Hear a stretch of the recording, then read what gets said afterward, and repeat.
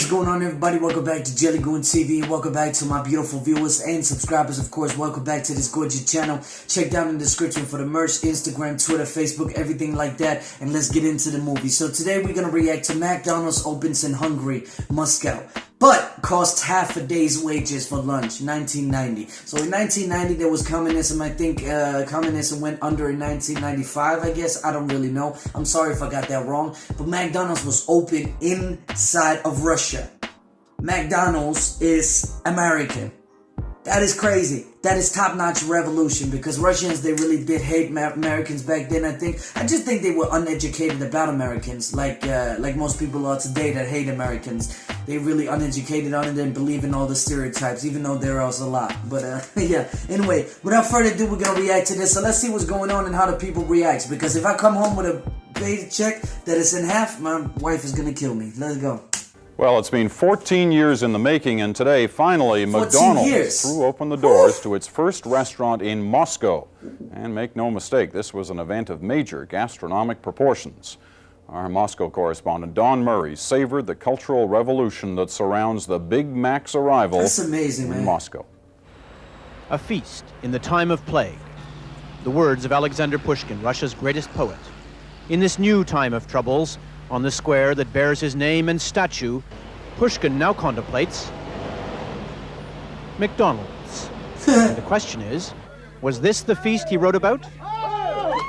They opened what may be the world's largest hamburger stand this morning, and Pushkin's descendants crowded in. That's amazing. Oh, that's a lot of people. Feast that's pre-COVID. I don't like it at all, he says. It's not Russian. I don't like it at all, but I'm here. This woman doesn't know what she just ate, but she says it was unusual and delicious. Now, let me just pause here. You have to understand that Russian people back then, they had never, experienced all the things that American have. America revolutionized the industry of all the fake shit, all the food, all the nastiness in the world, right? But Russia is still back from the war, so Russia is still, learning to survive and everything. And this is luxurious for them, because Russian people really back then didn't have a lot of things. So when McDonald's, they opened, they never tried that food. And of course they're gonna be like, okay, it was not what I expected, because America is good at selling dreams. America is good at selling food and all that stuff. America is very good at that, at selling the dream in your head. But it's not really taste that good when it comes, right? But yeah, props up to Russia for actually letting this into the country. I really do appreciate that, man. That's amazing. But Russian people is reacting right now. That's what I love so much about it, and it's a history about it. So let's go. Let's get into it. We're all hungry in this city, she says. We need more of these places. There's nothing in our stores or restaurants. If you're McDonald's with a restaurant that can serve up to 15,000 meals a day, how do you ensure that you don't run out of food like everyone else?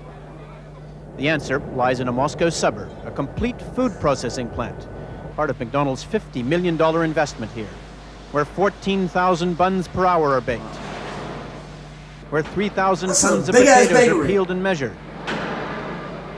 where 10,000 patties an hour are prepared and frozen. What? That's expensive, and so is the end product for the Soviet consumer. A Big Mac, French fries, and a drink is the equivalent of half a day's wages. Oh, wow. Some unhappy Muscovites are publicly protesting. 7 or 8 rubles for lunch, he says.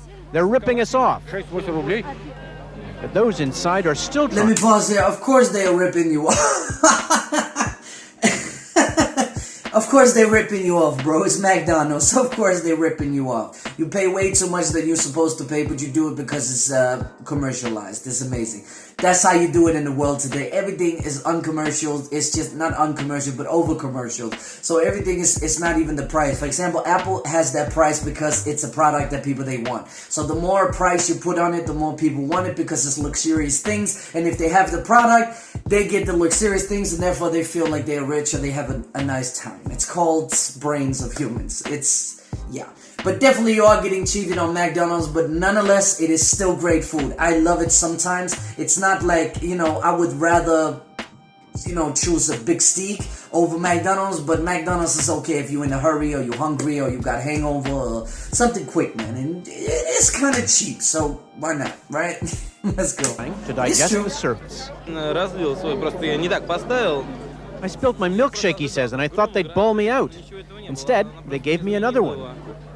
All of the staff have been taught to smile relentlessly, all the time. Yeah. I smile to anybody and they say, oh, what's wrong? What's wrong? I wonder what has happened. Why do you smile? They think that I'm laughing at them. And so, on this day, when cameras jostled and public relations triumphed, the head of McDonald's Canada, the prime mover in this joint venture, waxed lyrical, invoking Pushkin himself. I think he'd probably write a magnificent poem saying that in this day and age, it's nice when the people can come out and get meat, bread, potatoes, and milk of the highest quality. Come on, bro. What Pushkin did write was Don't this. overdo that. Happiness can only be found in communal pursuits. They started lining up. It's a commercial cell like everything else. Happiness you gotta today in remember Moscow lay in the communal pursuit of a Big Mac. Don Murray, CBC News, Moscow. And 2 more signs of the instant hit McDonald's was today. The store had to stay open several hours past its posted closing time because there were so many people still in line. And the store set a McDonald's record for most people served on an opening day, 30,000. What? 30,000 people. Holy shit, Russia. Damn. Russia knows what they want, man. They want some McDonald's. Let me try this goddamn McDonald's. 30,000 people just line up. That's not even half the country, bro. That's not even a quarter of the country. Damn, I love Russia, man. Russia's so savage. Like, they're gonna invest the shit out of your company if you start something. That is amazing, man. Nah. On the real, like, you have to understand, McDonald's is very much commercialized, like this happy land, like this fake place. Not that McDonald's necessarily is a fake place, because it makes happiness in kids' hearts. It makes happiness in everywhere where kids, they can come and, get some fun time, happy time, whatever you call it, right? But you have to understand that it's very over-commercialized, which we learned today, and which we are much smarter today, some of us. But, yeah, I am really happy that, Russia let them in the country. Now, of course, there's capitalistic business going on behind the doors, but I'm just, it's a culture shock and a revolutionary culture difference, because Russian people, they are very different than other cultures. Like, for example, myself, Denmark, we are different than fucking American cultures, but still we have American values in our country. That means that America has so much influenced the Western world that we keep doing this. And some TV programs in Russia is also influenced by America everywhere, That's just how it goes. But Russia really wants to keep it original for themselves and want to have their own products and everything like that. And I think it's a good thing. I don't think it's a bad thing. Of course, they have to, revolutionize the culture and everything and be a part of the world instead of just, neglect themselves, because it only helps the people so much. Like, you need, in order to open up your country to other people, which Russians, they do, and I really do love it a lot. But this video really explains a lot about Russian people, and, the expectation, like, okay, it's gonna be good, but it's not really that good, It's American dreams. That's just how it is. Yeah.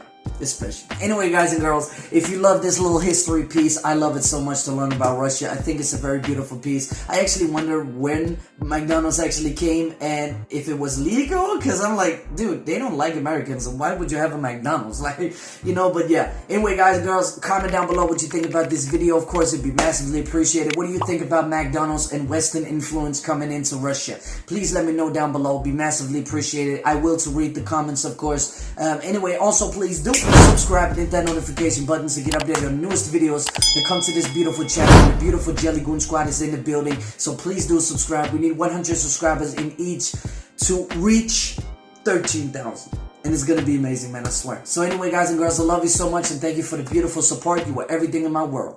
Peace.